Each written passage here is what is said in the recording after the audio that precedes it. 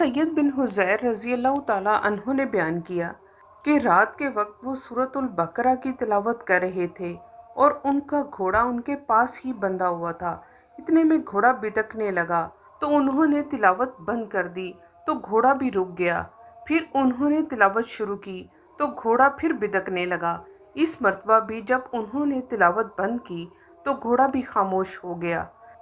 तीसरी मर्तबा उन्होंने तिलावत शुरू की तो फिर घोड़ा बिदका। उनके बेटे यहया चूंकि घोड़े के करीब ही थे, इसलिए इस डर से कि कहीं इन्हें कोई तकलीफ न पहुंच जाए, उन्होंने तिलावत बंद कर दी और बच्चे को वहां से हटा दिया। फिर ऊपर नजर उठाई तो कुछ न दिखाई दिया। सुबह के वक्त ये वाकया उन्होंने नबी करीम सल्लल्लाहु अलैहि वसल्लम से बयान किया।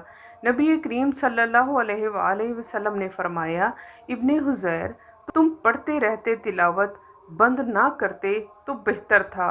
उन्होंने अर्ज किया, या रसूलल्लाह सल्लल्लाहु अलैहि वसल्लम, मुझे डर लगा कि कहीं घोड़ा मेरे बच्चे यहया को न कुचल डाले। वो इससे बहुत करीब था। मैंने सर ऊपर उठाया और फिर यहया की तरफ गया। फिर मैंने आसमान की तरफ सर उठाया तो एक छतरी सी नजर आई जिसमें रोशन चिराग थे। फिर जब मैं दोबारा बाहर आया तो मैंने उसे नहीं देखा। नबी करीम सल्लल्लाहु अलैहि वसल्लम ने फरमाया कि तुम्हें मालूम भी है वो चिराग क्या था?